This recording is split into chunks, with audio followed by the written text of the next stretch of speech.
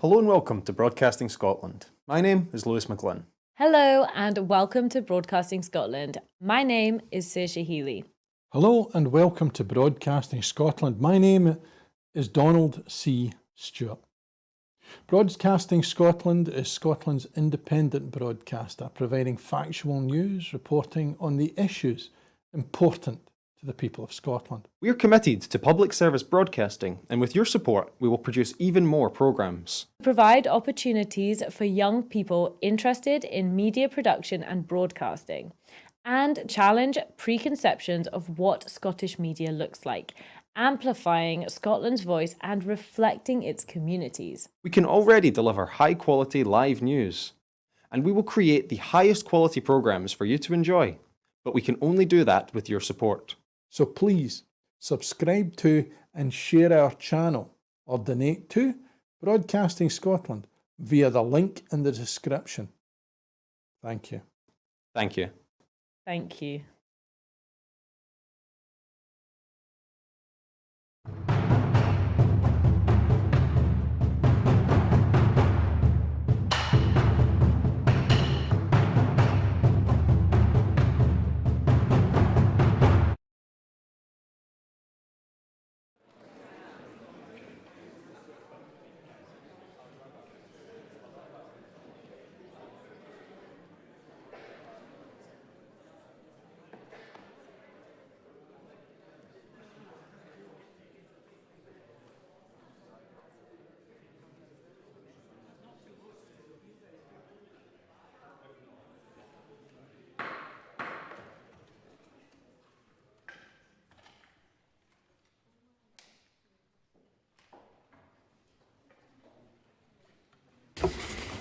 Good morning. The first item of business is general questions. In order to get in as many members as possible, short and succinct questions and responses would be appreciated.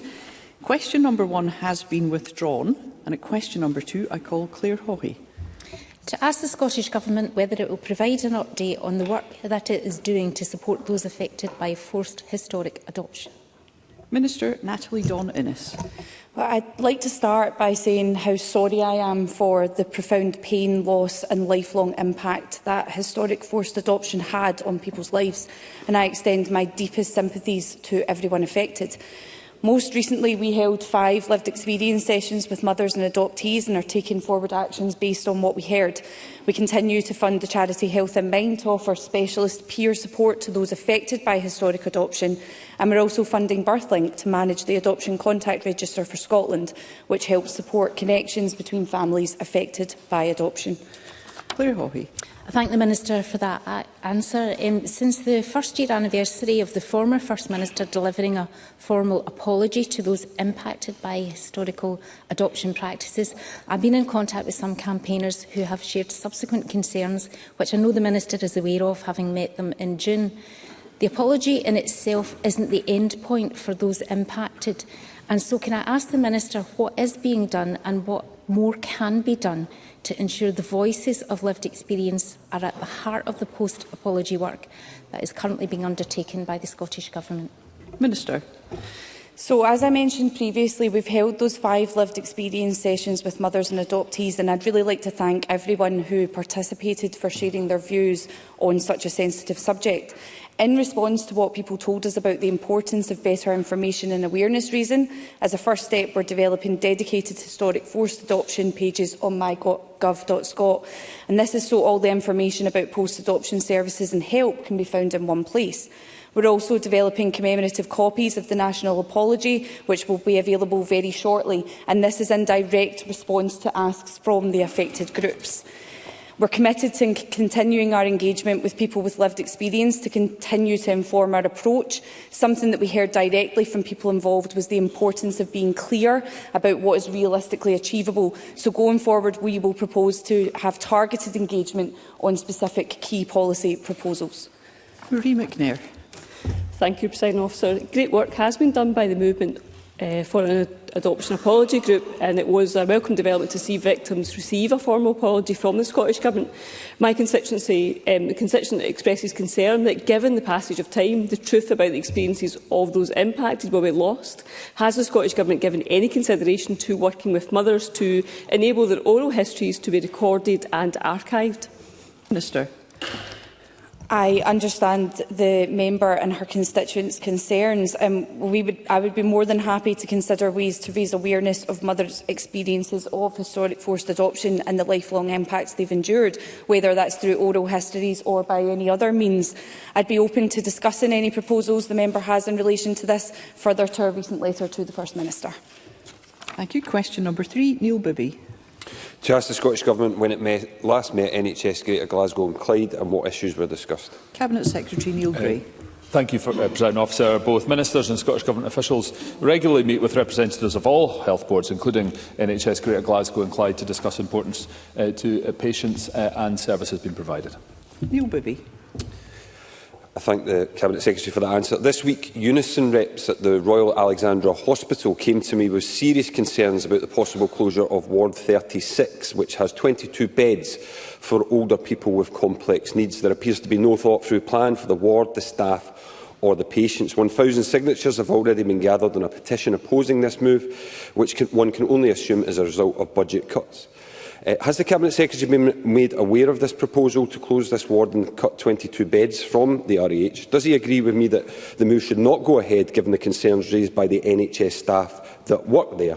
And given the Chancellor's statement yesterday, which not only increases bed numbers in England, but gives the Scottish Government an extra £3.4 billion, will he ensure that resources are made available to the Health Board to protect these vital local services?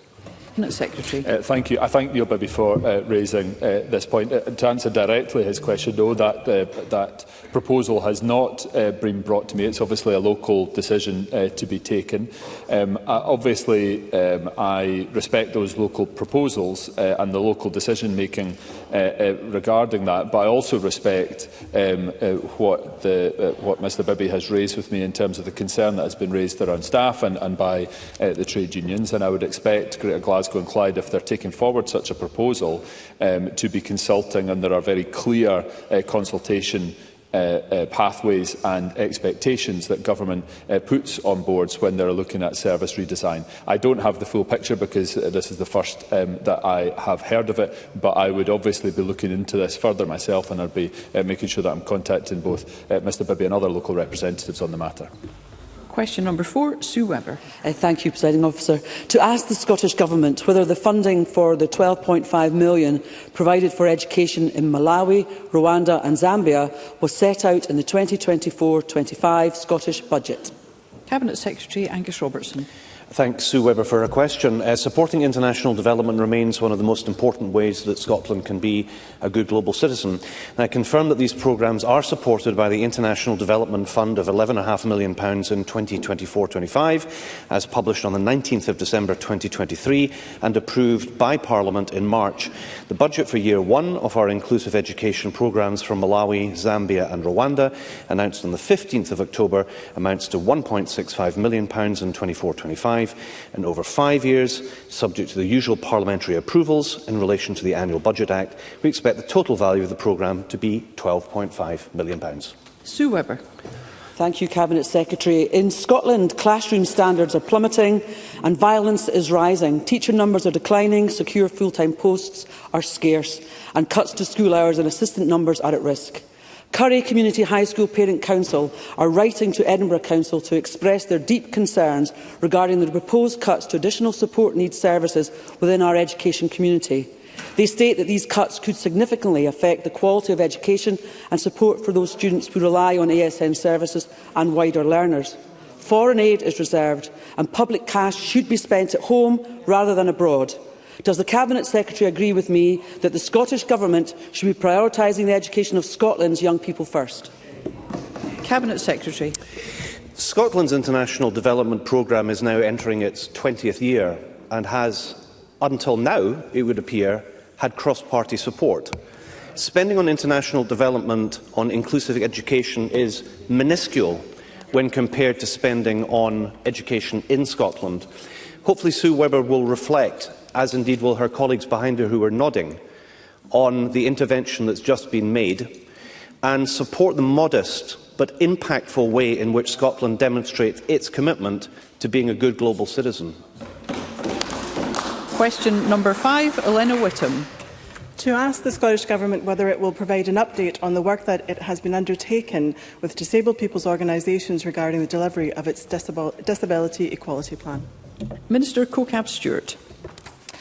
Thank you. We remain committed to addressing the significant challenges disabled people are facing following decades of austerity and a cost of living crisis. This year we committed £6.1 billion on benefits, including an additional £300 million for adult disability payment.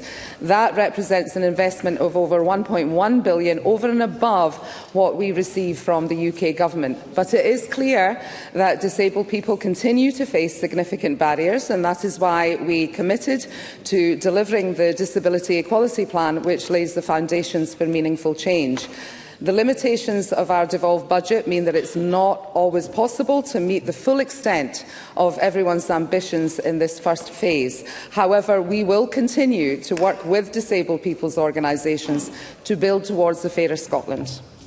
Elena Whittam. I thank the Minister for her answer. Disabled people's organisations, including Disability Equality Scotland, Glasgow Disability Alliance and Inclusion Scotland, have been in contact with evidence that underlines how disabled people have been disproportionately impacted by the cost of living crisis across the UK. Can the Minister speak to the existing support that households in Scotland are able to access this winter, and will she outline what further work has been done alongside DPOs to ensure that disabled people are not left behind in the Scottish Government's mission to end poverty in Scotland in light of the Disabled People Demand Justice campaign? Minister. Thank you. I can give her that assurance. We introduced the pension age disability payment worth between £290 and £434 a month to people of state pension age and over who are disabled. The child winter heating payment will help households with severely disabled children manage the additional costs they face this winter. We have secured the agreement of energy suppliers, consumer organisations and DPOs to co-design a social tariff mechanism to evidence its viability. We also reopened the Independent Living Fund, helping up to 1,000 more disabled people to access the support that they need. Pam Duncan-Glancy. Presiding Officer, this week, almost exactly 1 year on from telling me that my bill to support transitions for disabled people wasn't needed, and a whole 8 years after the SNP first promised it, the Government delayed the transitions to adulthood strategy, affecting a number of young disabled people. They said they'd done this to allow sufficient time to support meaningful engagement, but blaming people who need this strategy for this Government's delay is a new low. So can I ask the Minister, how many more years will young disabled people have to wait until this Government gets their act together? Minister. I understand the frustrations that the member is expressing, and I commend the work that she did on that, and I would give her reassurance that we are not delaying. I have already outlined some of the tasks that we are taking forward and the investment, and we will continue to progress that work. Question number 6, Alexander Burnett. To ask the Scottish Government when the Health Secretary last met the Scottish Ambulance Service to discuss rural ambulance provision. Cabinet Secretary Neil Gray. Thank you, Presiding Officer. I met with the Chair of the Scottish Ambulance Service on the 5th of June 2024, where rural ambulance provision across Scotland was discussed.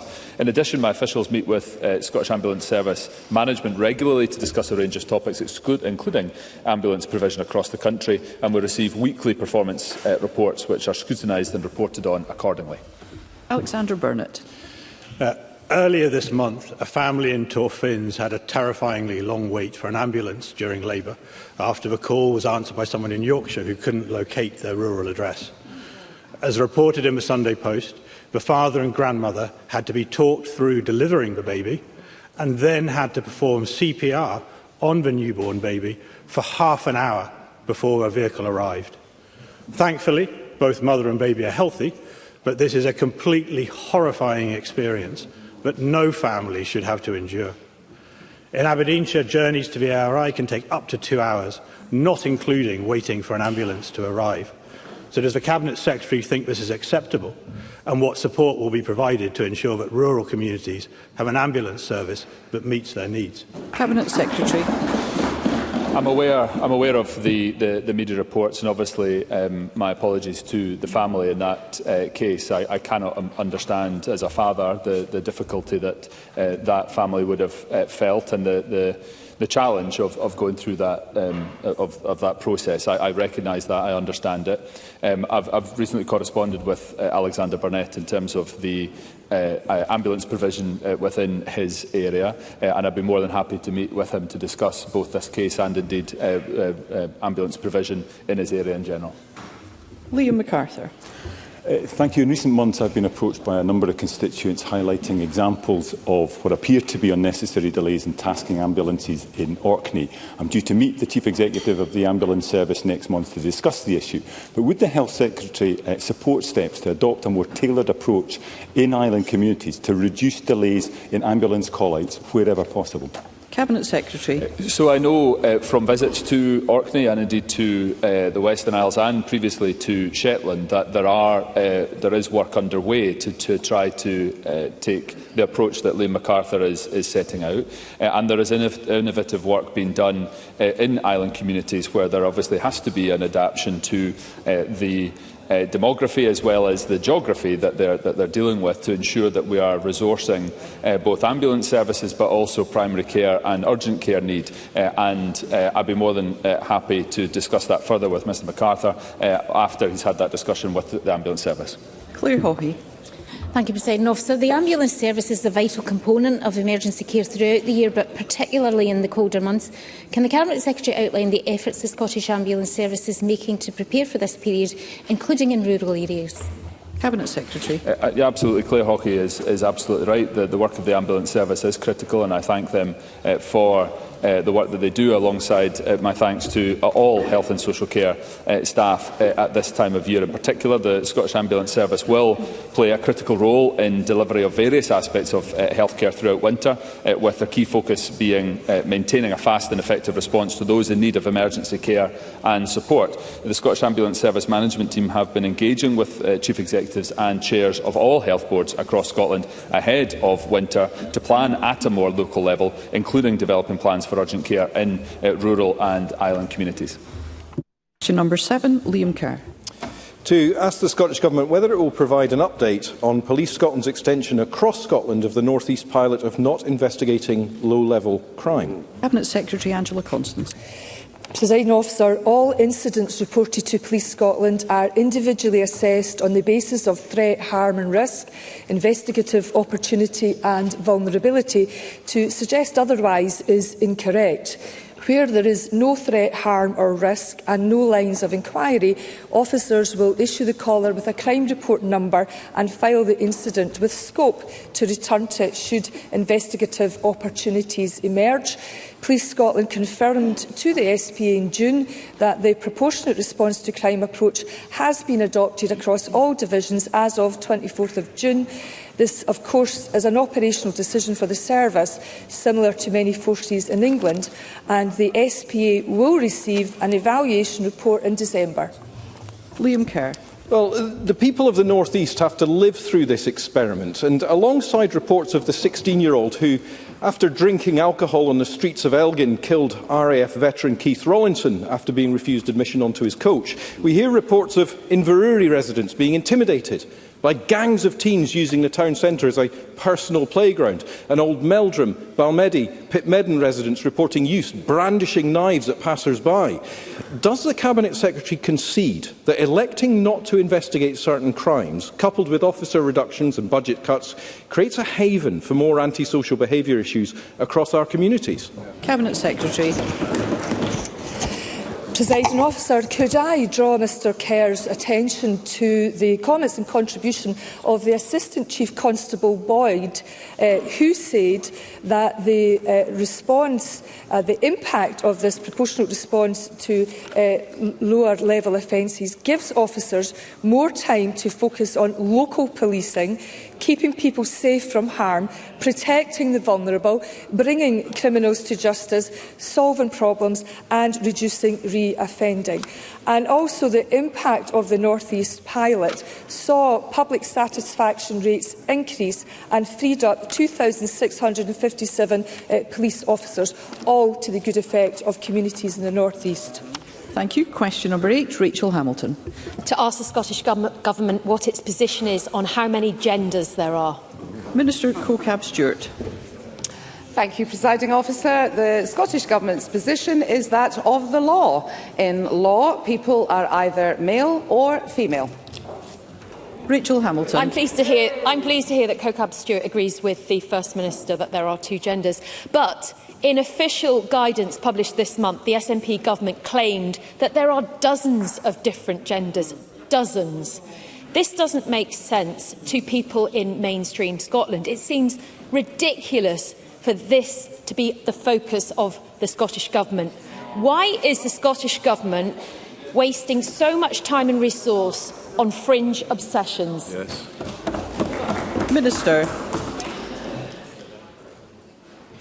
Minister. Thank you, Presiding Officer. The Scottish Government did not claim that. The Scottish Government recently updated its guidance for public bodies on collecting data on sex and gender to include a coding framework for free text responses. The framework is there to help official statistic producers to categorise people who identify as trans and have completed an open response question about their trans status. The categories were developed based on the most common responses to the question in the Census 2022.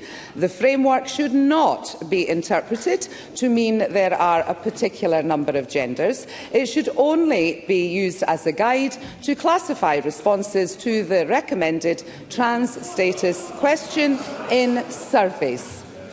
Thank you. That concludes general questions. The next item of business is First Minister's questions. At question number 1, I call Russell Finlay.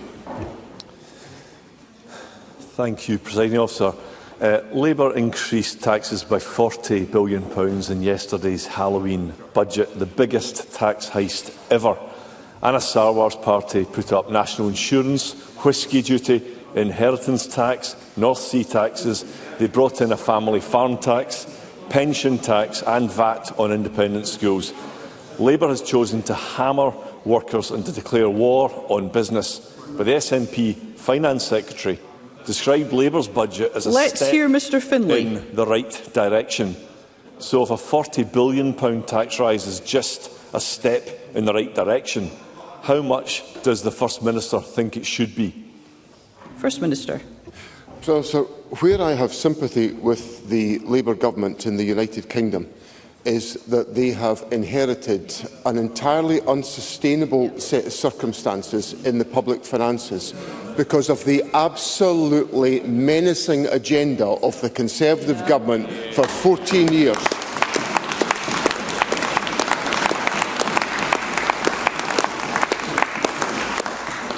And it is the ultimate deceit for Mr Finlay and the Conservatives to criticise those of us who have to take difficult decisions to clear up the mess that the Conservatives have created. Russell Finlay. Well, it's nice to hear the First Minister defending Labour for shamelessly breaking their promises not to raise taxes on working people. The Office of Budget Responsibility says the vast majority of Labour's national insurance rise will be passed on to workers. This comes after years of crippling SNP tax rises. Scotland's taxpayers cannot afford and do not deserve more taxes next year. They need a break after years of the SNP swiping their cash. So isn't it about time John Swinney considered reducing income tax for hard-working Scots? First Minister. Russell Finlay misconstrues the remarks that I'm making. It's up to the Labour Party to defend their position. I will set out my analysis of the horror show that the Conservatives have inflicted on this country by their management of the economy for the last 14 years. Absolute horror show that the Conservatives have inflicted on on working people in this country, on our public services, on those with any vulnerability, on anybody paying a mortgage. Every one of them has been punished by the incompetence of the Conservative government. And of course, Mr Finlay, and I know he doesn't like this, was one of those who told me I had to follow in Liz Truss's footsteps. Thank goodness I never did that in any of my decisions. So what I will say to Russell Finlay is that we've taken decisions to increase tax in Scotland because we wanted to invest in our public services. And that has improved our public services to meet the needs of people in Scotland. We've faced the reality. If Mr Finlay wants to stand here and defend spending cuts to the people of Scotland, he's welcome to do it. I'm not going to follow in his footsteps. Russell Finlay. I tell you what, John Swinney's got some front. The man whose dirty fingerprints are all over the tram scandal, the ferry scandal, the Salmond inquiry scandal, the named persons scandal. How much has this man's mistakes cost all of us? I'm on the side of Scotland's taxpayers who want fairness and justice, and the same goes for Scottish business, who were quick to cast their verdict on Labour's tax-raising budget. The Scottish Hospitality Group, the Scotch Whisky Association, Offshore Energies UK and the National Farmers Union Scotland have all hit out. Labour have broken their promises to businesses. But will John Swinney keep his pledge, made in last month's programme for government, to support Scottish business owners? Will he now act decisively to cut taxes on Scottish business? First Minister.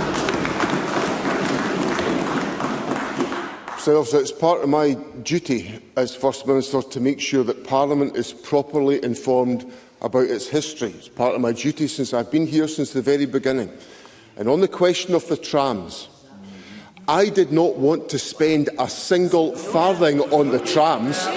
I wanted to spend that 500 million on dualling the A9, and the Tories forced me to spend it on trams. Just for you. Thank you. So let's hear one another. It's so important that Mr Finlay does not do anything that might potentially mislead Parliament. It's part of my duty to correct his mistakes when he comes here. And when it comes to working with Scottish business, I'm delighted with the engagement the Deputy First Minister is taking forward in leading the Government's approach to investment, the dialogue with business. I look forward to discussing these issues when I attend the Scottish Financial Enterprise annual event tonight in the city of Glasgow. I look forward to discussing the success of the financial sector in the competitive climate that we create in Scotland. That's what business will get from my government. Russell Finlay. I think I've touched a nerve. John Swinney. Let's hear Mr Finlay. John Swinney protests his honesty here, but let's not forget the tram inquiry found that he had been responsible for a lack of candour. Now, the tax burden on Scottish workers and businesses is far too high, but the SNP and Labour think they're entitled to keep taking more and more while Scotland's public services get worse and worse. This drives the disconnect between politicians and people. In the Scottish budget, John Swinney could go another way. The SNP could stop raising taxes and let people keep more of their own hard-earned money. So why won't John Swinney look to bring down bills for Scottish workers and businesses? First Minister. The problem with what Mr Finlay brings to Parliament, which his colleagues bring to Parliament, is that he's standing in front of me today arguing for a reduction in taxation. That involves a reduction then in public expenditure.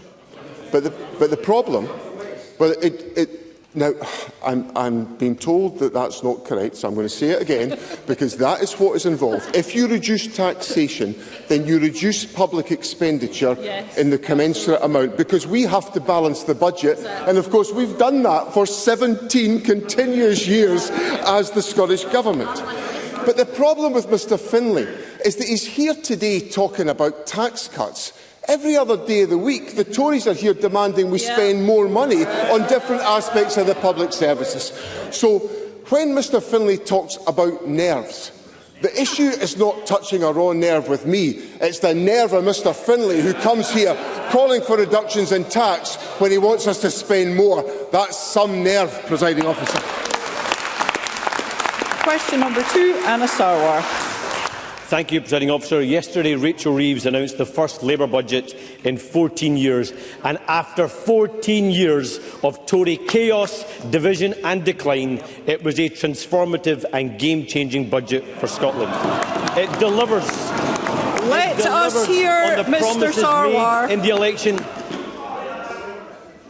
Quite finished? Can we please hear Mr Sarwar? No one else has been called to speak.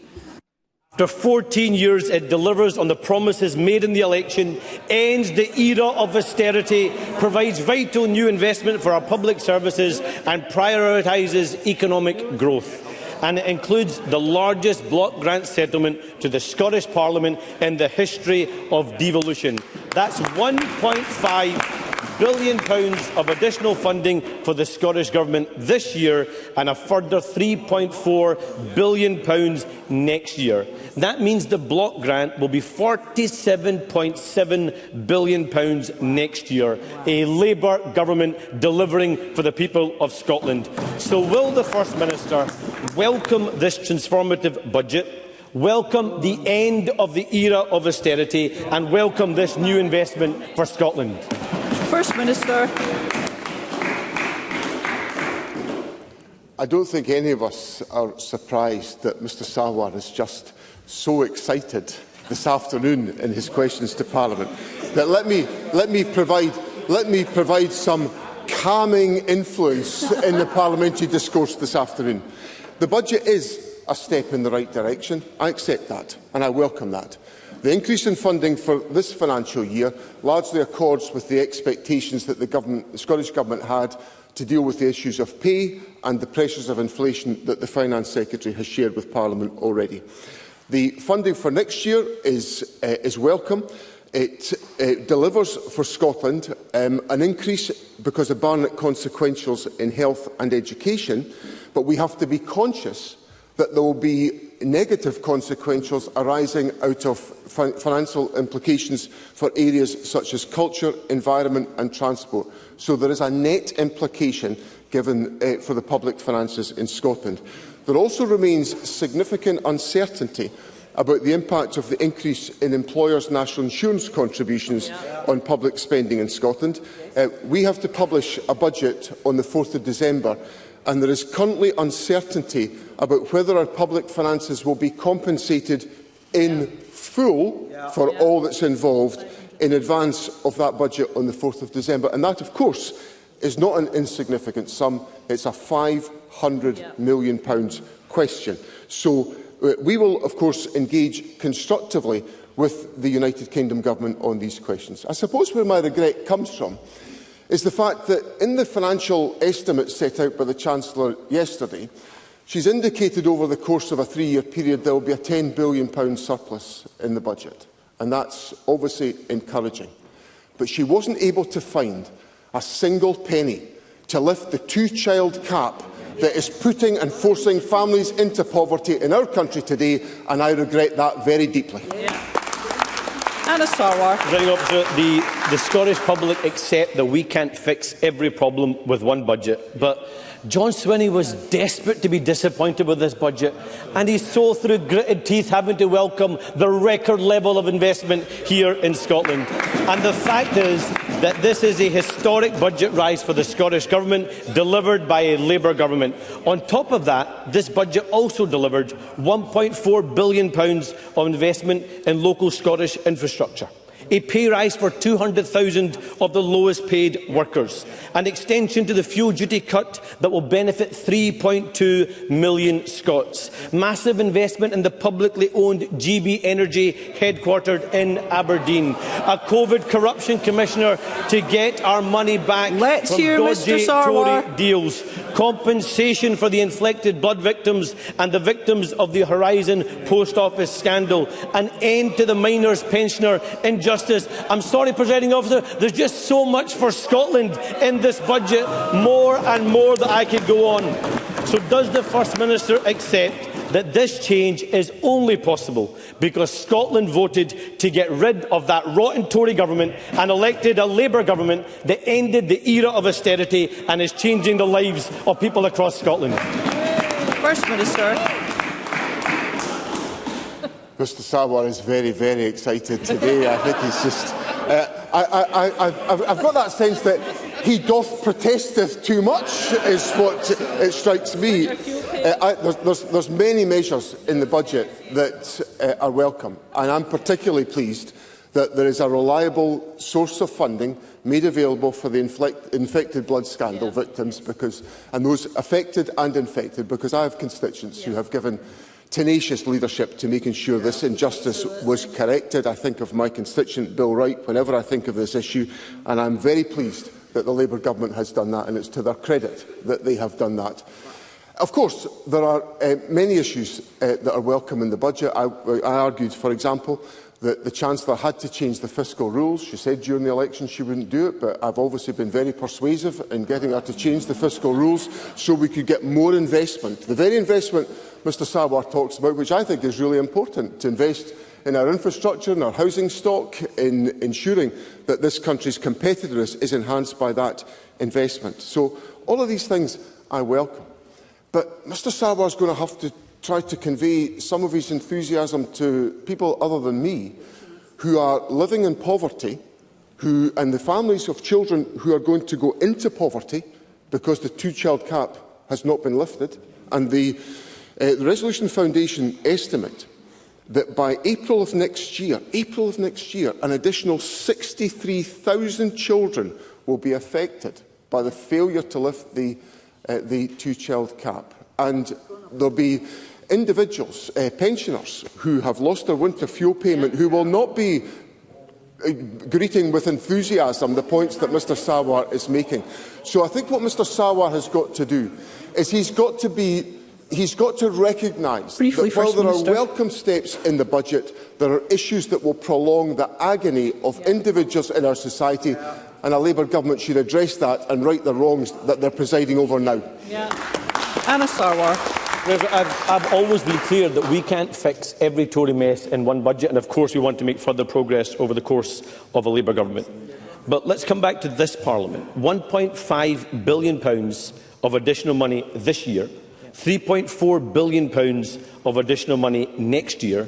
That is more money for Scotland's NHS, schools and other vital public services. But more money is one thing. How the SNP government chooses to spend it is another. And the fact is that this is an incompetent SNP government that is bad with taxpayers' money. So more of the same won't cut it.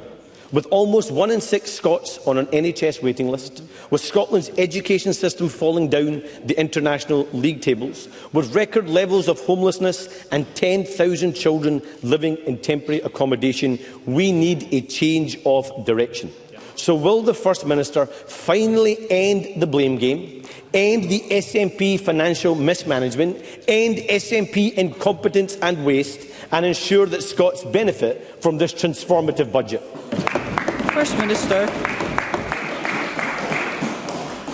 I'll go back and look at the parliamentary record of what I've said so far, but I don't think I've blamed anybody for anything today. Mr Sarwar has blamed the Tories quite fairly. Actually, actually, to correct the record, I did blame the Tories for 14 years of austerity, and that is correct. And I agree with Mr Sarwar on that particular point. But let's take a couple of the examples that Mr Sarwar talked about. On schools, when this government came to office, 63% of pupils in Scotland were educated in good or satisfactory school buildings.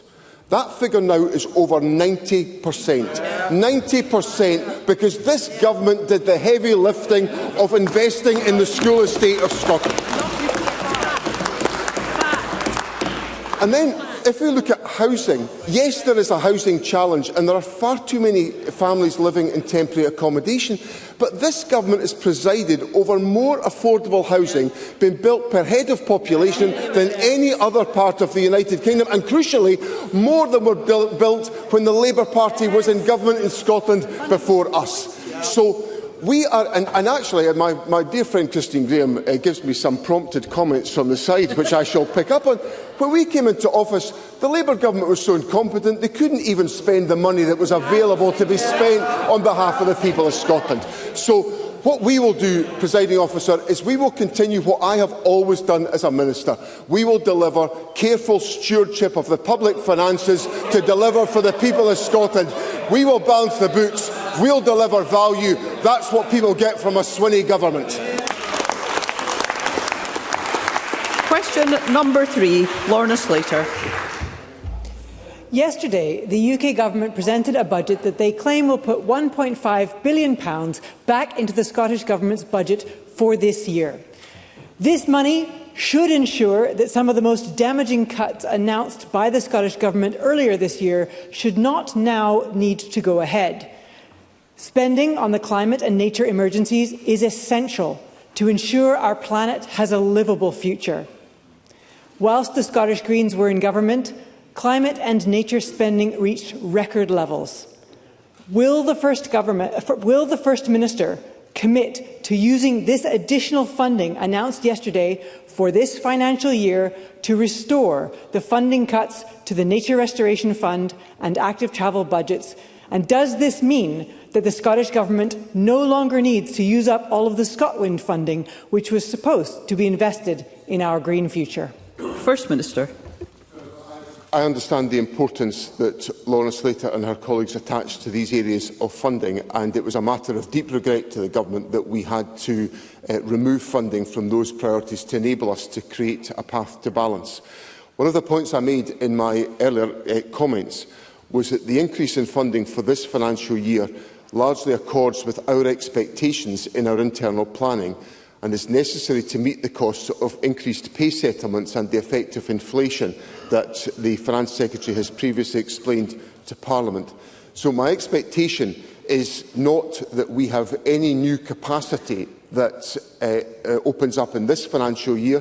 The resources that have been allocated so far, I expect, will be required to enable us to balance the budget during this year because of those pay and inflationary costs that we are facing. Lorna Slater. That's very disappointing to hear about this year. I'll ask the First Minister about next year. One of our proudest moments for the Scottish Greens during our time in government was rolling out free school meals for all primary children 4 and 5, because we know it's a simple and effective way to address the impacts of child poverty and make sure every child has the best chance at school. We were on course to expand that to every child in primary school by the end of this session of Parliament, until the Scottish Government put an indefinite delay on the rollout in this year's programme for government. Given the predicted £3.4 billion due to be added to next year's Scottish budget, will the First Minister reinstate the promise to deliver free school meals for the remaining pupils in primary 6 and 7 by 2026, as endorsed by this Parliament a few weeks ago? First Minister. Presiding Officer, that's a proposal to which we will certainly give consideration in the budget process for the next financial year. And Lorna Slater puts to me a substantial proposition which can certainly be considered for the next financial year. Whether the resources are available to support it obviously is part of that whole budgeting process. But I do give Lorna Slater the assurance that we will look at that question. It was obviously, I recognise it was an issue that Parliament resolved upon, but obviously that has to have financial support within a budget. But I do give her the assurance that that issue will be considered. And of course the Finance Secretary is engaged in detailed discussions with all political parties in Parliament to secure the passage of the Government's budget for next year. And we look forward to a discussion on that and other questions with Ms Slater and her colleagues and with other parties in Parliament. Question number 4, Keith Brown. To ask the First Minister what assessment the Scottish Government has undertaken of the impact of the UK Government budget on Scotland. First Minister.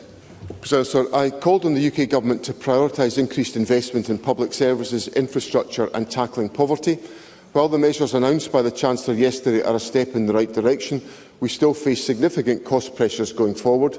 This is hardly surprising after 14 years of underinvestment by the previous United Kingdom Government.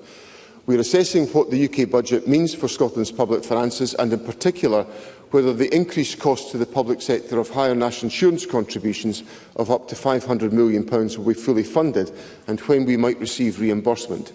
There is a danger that we won't have that certainty in time for the 25-26 Scottish budget process. It is clear that we will need to see continued investment over the coming years to provide the funding that our public services need. Brown. Can I thank the First Minister for the answer? And does he agree with me that the UK budget fails to deliver on the transformative change that people in Scotland were promised? And in fact, it continues the same broken austerity ideology of the Tories. Let's hear Mr Brown. Especially for those losing their winter fuel allowance and for those Let's hear Mr Brown. Especially for those losing their winter fuel payments and for those suffering under the hated two-child cap. In particular, does the First Minister agree that the UK Government's decision to increase national insurance contributions could have a severe financial impact on Scotland's public sector, potentially costing the Government, the NHS, schools, police and fire services hundreds of millions of pounds, and that the UK Government must at the very least fully mitigate any negative impact on the Scottish Government and public services in Scotland, and that any mitigation must be provided in addition to and not as a substitute for increases to Scotland's block grant?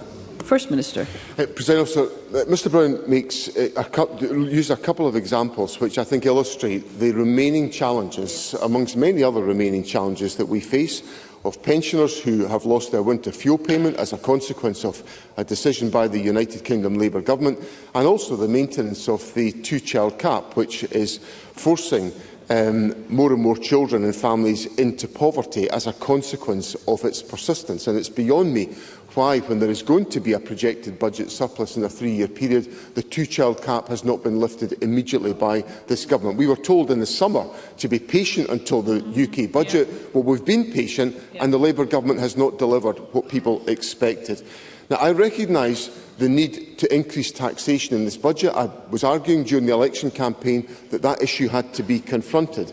I believe some of that increase could have come from the UK Government following the tax approach of the Scottish Government in asking those on higher incomes to pay more in taxation, which could have generated about £20 billion in increased revenue and could have avoided some of the punishing business taxes that have been applied, particularly to the Scotch whisky industry and to other sectors of the Scottish. I'm aware that in trying to listen to your own response, there is a conversation carrying on across these benches, and I would ask members to stop. First Minister. President Officer, the point I was making is that there are tax choices to be made, and I'm one who's argued for taxes to increase. We've actually increased taxes, and there was a way the UK Government could have done it by asking people on higher incomes to pay more in taxation.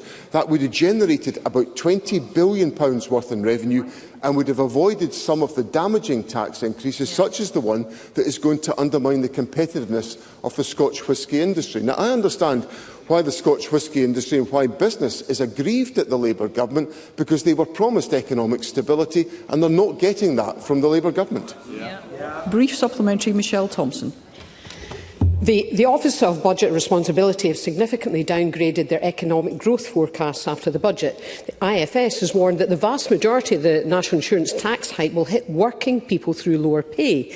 Can I ask the First Minister as to his view as to the extent that the UK budget will usher in a new era of growth promised by the Secretary of State for Scotland? First Minister. President Officer, I think some of the data that's been published is really very illustrative on the economic impact of the budget. Indeed, the information from the Resolution Foundation indicates that over the course of this Parliament, there is likely to be of the United Kingdom Parliament, about 0.5% of increase in average household incomes as a consequence of the measures that have been taken in the budget. Now, that will leave a lot of people feeling that their living standards have not increased in any meaningful fashion over the course of this parliamentary term.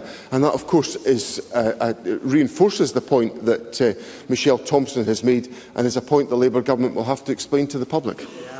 Question number 5, Liz Smith.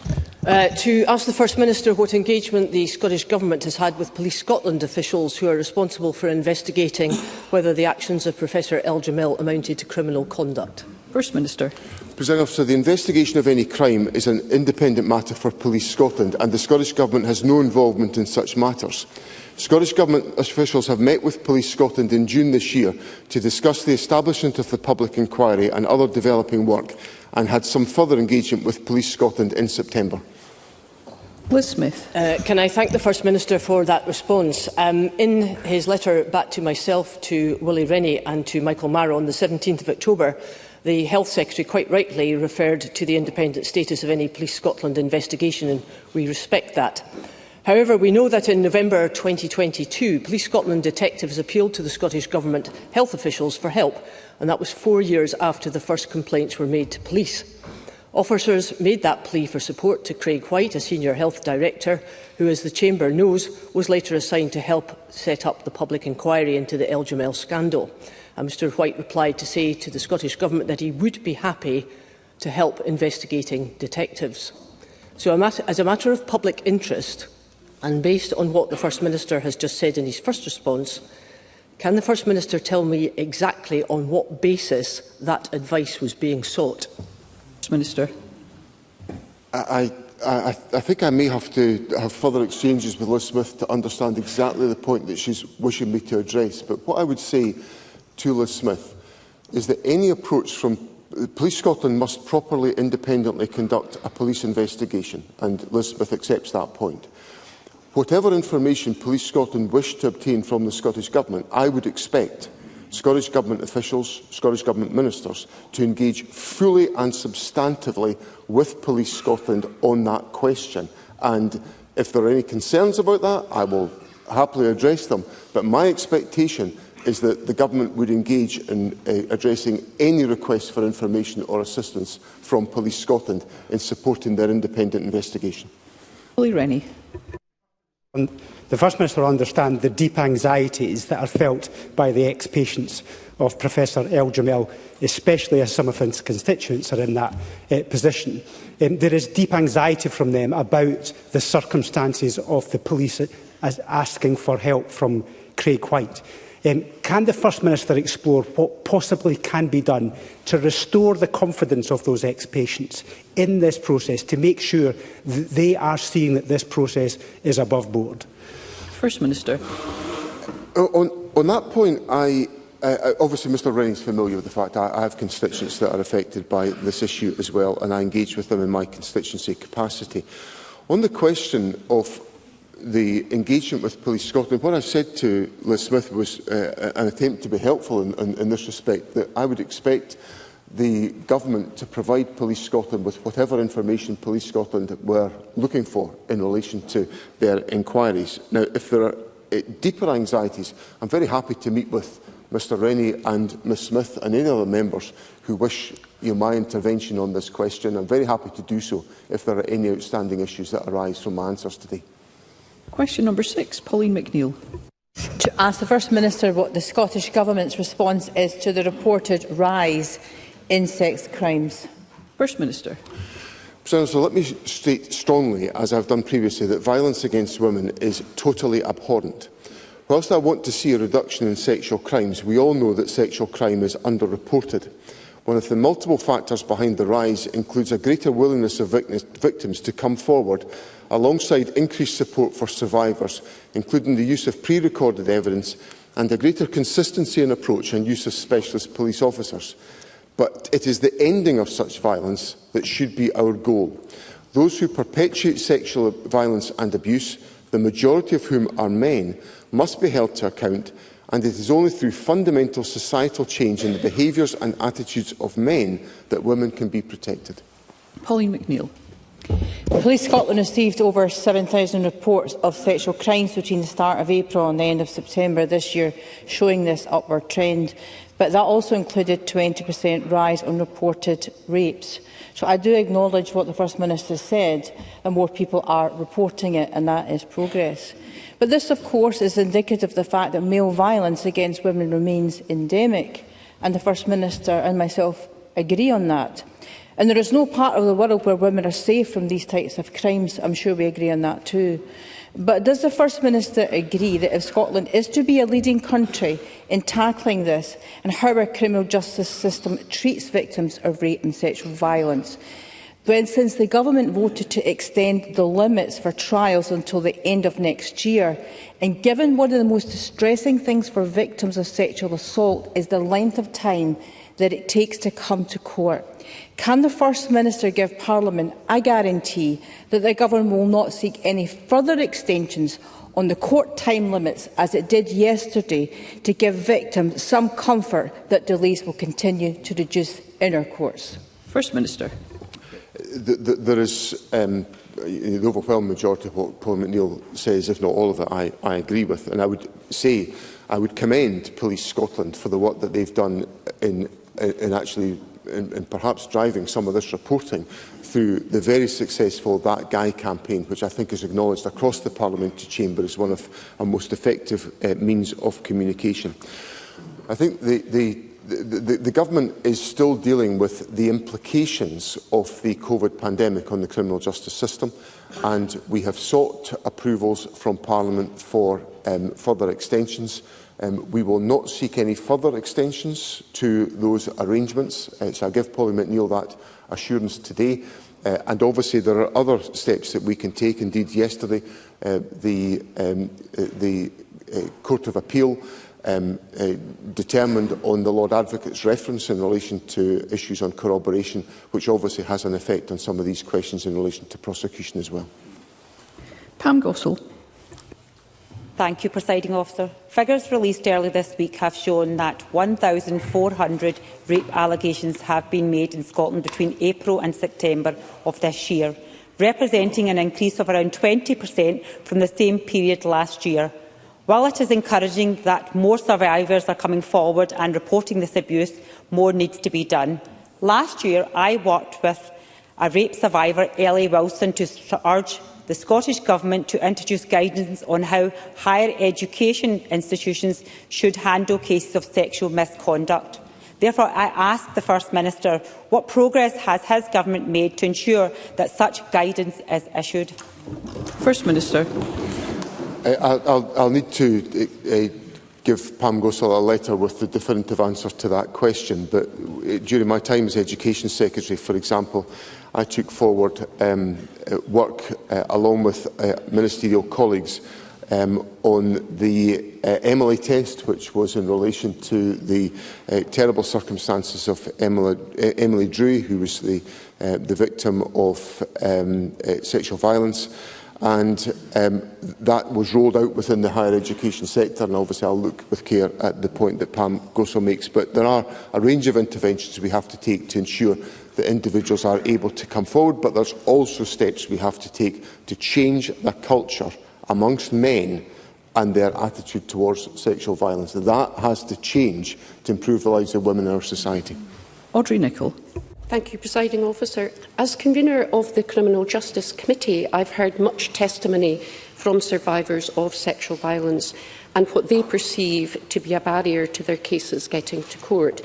Can the First Minister outline whether yesterday's decisions of the Appeal Court on corroboration will improve access to justice for victims of sexual crimes? First Minister. President Officer, the Lord Advocate's view of yesterday's decision is that it has the potential to transform the way all offences are prosecuted, and in particular sexual offences, and that will contribute to the development, and I quote, of a progressive and humane justice system. So I welcome any decision that will do that, and I'm sure everyone in the Chamber will do so as well. As Audrey Nicholl will recall, I served on the Criminal Justice Committee under her convenership last year, and I heard much of the testimony to which Audrey Nicholl refers. It is powerful testimony, and the Government is taking forward the contents of the Victims, Witnesses and Justice Reform Bill, which commits to having a trauma-informed justice system that puts victims and witnesses at its heart. And we want to make sure that anyone who's been a victim of a sexual crime to have confidence in our justice system. You move to general and constituency supplementaries. I call Christine Graham. Thank you very much, Presiding Officer. First Minister will be aware that without any notice to the Scottish Government, NHS Lothian has withdrawn its £200,000 or thereabouts share of funding for Veterans First Point service, leaving the Scottish Government alone to fund this. With Glencor's barracks in my constituency, I'm aware how specialised and vital this service is for veterans, providing mental and emotional support, both through professional interventions and also with the help of peers. Does the First Minister agree with me that this is a very wrong decision by NHS Lothian and particularly cruel and thoughtless as we approach Remembrance Day? First Minister.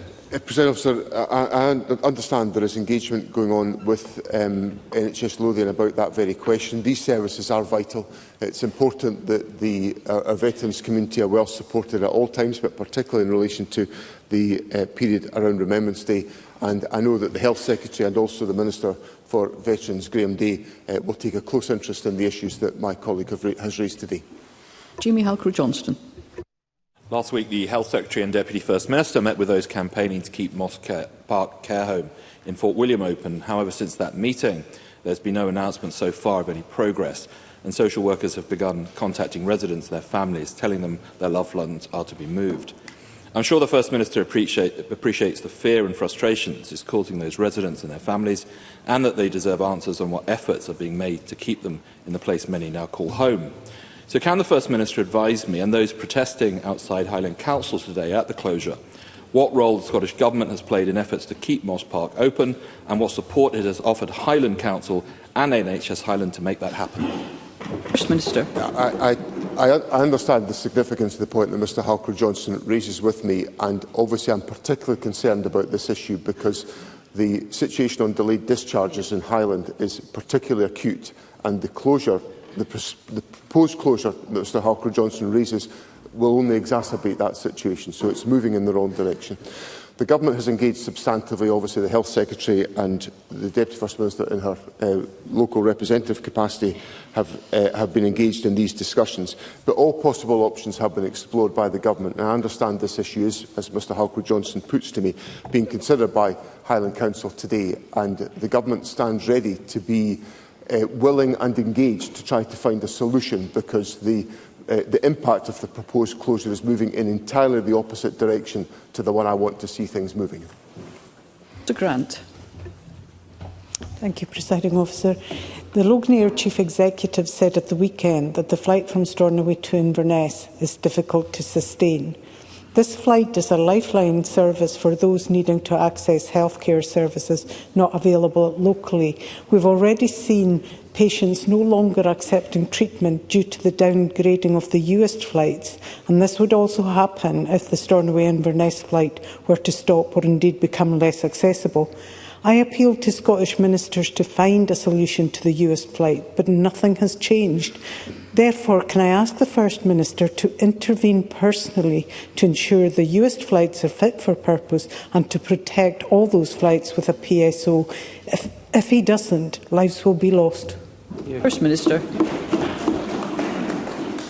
President, some weeks ago I had a discussion in Stornoway with an organisation, and the name is just not at the front of my mind, who provide support and care to those who are patients who require to access cancer treatment, and we discussed the substantive challenges that Rhoda Grant raises with me about the practicalities of accessing hospital treatment from the islands when a sustained period of care is required. I give Rhoda Grant the assurance that the Health Secretary and the Transport Ministers are looking very closely at this situation to ensure that we are providing all the support we can to make sure that individuals who require to access healthcare needs are able to do so regardless of their location. Order MacDonald. Thank you, Presiding Officer. A number of third sector organisations across Edinburgh Pentlands, including the Dove Centre, Westerhales Health Agency and the Broomhouse Community One Stop Shop, have been notified by the Edinburgh Integrated Joint Board that funding will soon be cut by over £800,000 and across Edinburgh by £4.5 million. If these cuts go ahead, How will the Scottish Government ensure that some of the most vulnerable people in my constituency are supported to lead healthier and more stable lives? Minister. So, sir, I understand the significance of the issue that Mr MacDonald raises with me, and I'm very familiar with the Broomhouse area of the city. I grew up very close to Broomhouse, so I know its challenges and its circumstances. Obviously, the Government attaches a great importance to supporting the third sector in the delivery of services and the impact that they can make. I understand on this particular issue that decisions have not been made yet by the Edinburgh Integrated Joint Board. These proposals will be discussed tomorrow, but I stress to Mr MacDonald the importance the Government attaches to ensuring that we have in place the proper services that will meet the needs of individuals and communities.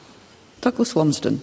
Thank you, Presiding Officer. The First Minister will be aware that Stephen Flynn lobbied for an offshore wind project which the Scottish Government approved, and 1 month later he received a donation from one of the beneficiaries of that project of £30,000. A Scottish Government official on behalf of Gillian Martin appeared to fast-track a ministerial reply in response to Flynn's request, and a few months later the project was approved. If the First Minister has nothing to hide, he has nothing to fear. So will he order an investigation into the handling of this consent process by the Scottish Government? First Minister. I have no intention of doing that because the process has been properly conducted and information and... Let's hear the First Minister.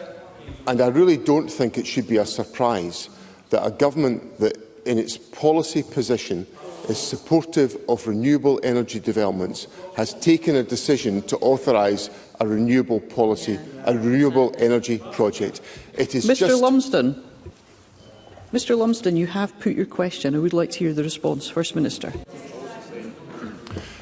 Presiding Officer, there was information released under Freedom of Information requests on earlier this year, which show no breaches of protocol, and I really don't think it's a big surprise that a government that has had a consistent policy position for 17 years in favour of renewable energy development should take a decision to consent a renewable energy development. What this represents is the grubbing at the bottom of a barrel by Douglas Lumsden and the Conservatives. It debases this Parliament, it debases the Conservative Party, and it shows they have got nothing constructive to say in Scottish politics. Michael Mara. Thank you, Presiding Officer. Can I draw the Chamber's attention to my register of interest as a member of the GMB trade union? In 2019, a job evaluation process for district nurses working for NHS Tayside resulted in their jobs being upgraded. NHS Tayside have thus far refused to honour that pay rise and pay the women what they are due. GMB Scotland have appealed to the Cabinet Secretary for Health to intervene, and he has refused, citing the fact that the job evaluation process is an independent process. But, First Minister, he is right, of course, but that process is long since complete. The question now is whether the Health Board pay the workers the money they're due. But can I ask the First Minister to take a personal interest to ensure that these workers in NHS Tayside, which does serve as constituents, get the money that they deserve? First Minister. I think I understand all of the issues that Mr Mara puts to me. The complication here is that there is a due process to be gone through, which involves the possibility of tribunal. And I understand this issue is going to tribunal, which is a material part of the process of determining these issues. Now, I know that's cold comfort to anybody who's affected by this, but it is the process that we have to go through to determine on these issues. But if there is anything further that can be added to that, I will consider whether there is a case for that. Thank you. That concludes First Minister's questions. There will now be point of order. Douglas Lumsden. Thank you, Presiding Officer. On a point of order, at decision time last night, Parliament was tied 62 to 62 on my colleague Alexander Burnett's motion to annul the Local Services Franchises Regulations. With Deputy Presiding Officer Liam MacArthur in the chair and the other Deputy Presiding Officer voting along her party's whip, the SNP were already granted an artificial boost to their voting numbers compared to if you had been in the chair, Presiding Officer. And I did raise an eyebrow at the exact number of SNP MSPs voting. It was one more than I thought when we consider the pairing arrangements. That aside, the Deputy Presiding Officer cast their deciding vote against the motion to annul and stated that the reason was protecting the status quo. And as Alec Cole-Hamilton pointed out in his point of order, preserving the status quo would actually have been achieved by voting in favour of the motion. This is because a negative instrument, which is still a new law, is subject to less democratic scrutiny and can only be stopped by a motion to annul it. Now, if the vote had been on an affirmative SSI, an LCM, an amendment at stage 3 of a bill, or even the final vote of the bill itself, the Deputy Presiding Officer would have cast their vote against creating the new law. On this occasion, the Deputy Presiding Officer cast their vote to pass a new law, and in doing so created a majority in Parliament where one did not exist. I seek your guidance as to whether Chamber protocol was followed correctly last night, because from where I'm standing, it seems as if the SNP have passed new regulations against the clear will of both committee and Parliament, with the backing of the casting vote from the Chair. Thank you, President Officer. Thank you, Mr Lumsden. The Parliament was asked whether the instrument should be annulled, and it was unable to decide that matter. Therefore, the presiding officer in the chair cast a vote against that change. Last night's vote means that the motion to annul fell and means that the negative SSI stays in place. We will now suspend business for a break to enable the Chamber and the gallery to clear before we move on to members' business.